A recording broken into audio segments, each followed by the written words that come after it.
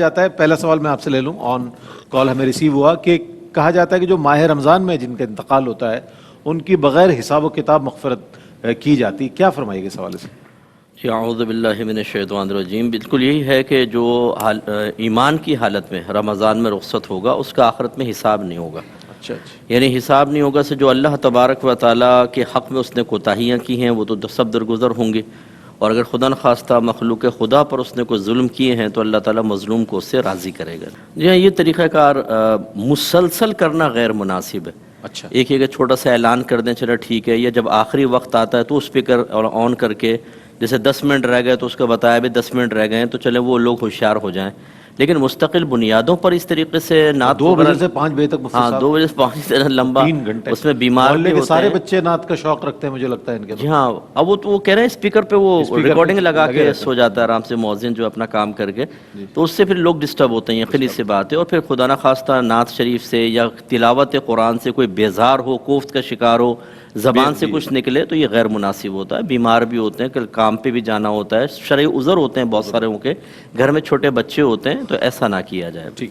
وہ دوسرا سوال بھی انہوں نے اینٹیں خریدی تھی مسجد کے لیے، لیکن وہ ان کے گھر میں استعمال ہو گئی تو اس کے حوالے سے نیت تو یہ تھی کہ یہ اینٹیں جو ہے مسجد میں کی دیوار میں کے لیے ہم دے رہے ہیں. تو دوسری اینٹیں کر لیں، کوئی مسئلہ نہیں ہے. اگر وہ استعمال ہو گئی ہیں، بہتر تو یہ تھا کہ مسجد میں ہی دیتی وہ، لیکن اگر استعمال ہو گئی ہیں تو ان کا دوبارہ مسجد متبادل جو ہے مسجد کے لیے متبادل دے وقف کر دیا جائے. یہ دیکھیں، اگر یہ پراپرٹی مسئلہ کیا ہوتا ہے کہ جب آپ کے پاس 52.5 تولہ چاندی کے برابر گولڈ یا سلور یا کیش یا مالی تجارت ہو، وہ آپ فوراً تاریخ نوٹ کر لیں. اب سال کا جب اینڈ آئے گا، درمیان میں کتنے پلاٹ آئے، کتنے بک گئے، کتنا پروفٹ ہو، سب چھوڑ دیں. سال کے آخر میں دیکھیں، اگر تو وہ پلاٹ کی شکل میں موجود ہے تو اس کی کرنٹ ویلیو نکالیں گے.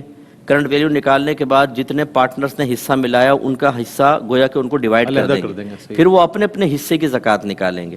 اور فرض کر لیں کہ اگر آپ نے پلاٹ سیل کر دیا ہے سال سے پہلے اور کیش آپ کے پاس پڑا ہوا ہے پروفٹ کے طور پر، تو اس کے اوپر بھی زکوٰۃ ہوگی. اور اگر آپ نے ایسڈ رکھا ہوا ہے کہ چلو یہ رکھ لو، پروفٹ ہمیں دے دیا آپ نے، پارٹنر کے کسی ایک پارٹنر کے بعد رکھا ہوا ہے تو اس ایسڈ پر بھی زکوٰۃ ہوگی. ٹھیک ہے نا. تو اس طرح حساب کریں تو کوئی مسئلہ نہیں ہے. اور نفلی صدقہ وہ ہوتا ہے جو شریعت نے آپ پہ فرض یا واجب نہیں کیا. اچھا. ہم خود اللہ تعالیٰ کی رضا کی خاطر نکالتے ہیں. تو صدقات واجبہ میں زکوٰۃ ہے، فطرہ ہے. اسی طریقے سے اگر کوئی فدیہ دینا ہوتا ہے یا کفارہ آ جاتا ہے، یہ صدقات واجبہ میں ہوتے ہیں. ان کے علاوہ جو آپ خرچ کرتے ہیں وہ صدقات نافلہ میں ہوتے ہیں. اور یہ کہتے ہیں شاید کوئی کسی کے پاس پیسے نہیں ہے لیکن زکوٰۃ دیں تو منع کر دیتا ہے.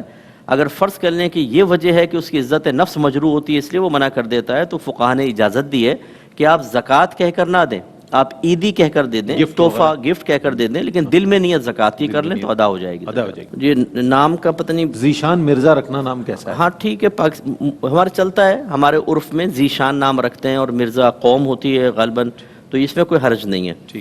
اور پاؤں کا مسح تو کہیں پر بھی نہیں ہے. یہ شرعی عذر کے طور پہ تو ہو سکتا ہے کہ پاؤں میں پھٹن ہے، ڈائریکٹ آپ پانی نہیں ڈال سکتے تو پھر آپ مسح کر لیں، لیکن یہ کہیں نہیں ہے کہ آپ باقی اعضاء جیسے چہرے کو دھوئیں، ہاتھ کو دھوئیں، سر کا بھی مسح کر لیں اور پاؤں کا بھی کر لیں. یہ ہمارے فقہ حنفی میں بالکل بھی نہیں ہے. ٹھیک ہے. جی ایک تو یہ دیکھیں، یہ جو والدہ کے گھر نام کیا تھا یہ والد صاحب کا ہے یا بھائی نے بنا کر کیا تھا؟ اگر بھائی نے کیا تھا تو یہ یاد رکھیں کہ صرف نام کر دینے سے ایک چیز ایک کی ملکیت سے نکل کر دوسرے کی ملکیت میں داخل نہیں ہوتی، بلکہ مکمل قبضہ دینا اور مکمل تصرف کا اختیار دینا یہ شرط ہوتا ہے. اگر والدہ کے صرف نام کر دیا تھا لیکن والدہ کو یہ اختیار نہیں تھا کہ اس کو رینٹ پہ چڑھائیں، کسی کو تحفہ دے دیں، آگے سیل آؤٹ کر دیں، تو یہ بھائی کی ہی ملکیت رہے گی. یا اگر والد صاحب نے کیا تھا تو والد کی ملکیت رہے گی. والد کی ہے تو مال وراثت ہوگا، اور بھائی کی ہے تو بھائی بالکل اختیار رکھتا ہے کہ وہ رکھ سکتا ہے مکان. اب والدہ جو کہہ رہی ہے کہ میں مکان واپس لوں گی، تو اگر یہی صورتحال ہے تو پھر ان کو واپس لینے کا اختیار نہیں ہے، وہ بیٹے کی ملکیت ہے. ہاں بیٹے کو چاہیے کہ اگر ماں کی دل آزاری ہو رہی ہے تو خیال کرے، اور اگر آپ افطار بناتے ہیں اور اس پہ ختم وغیرہ پڑھ کے سال ثواب کر دیتے ہیں تو کوئی حرج نہیں ہے، وہ اچھا ہے، باعث برکت ہوتا ہے.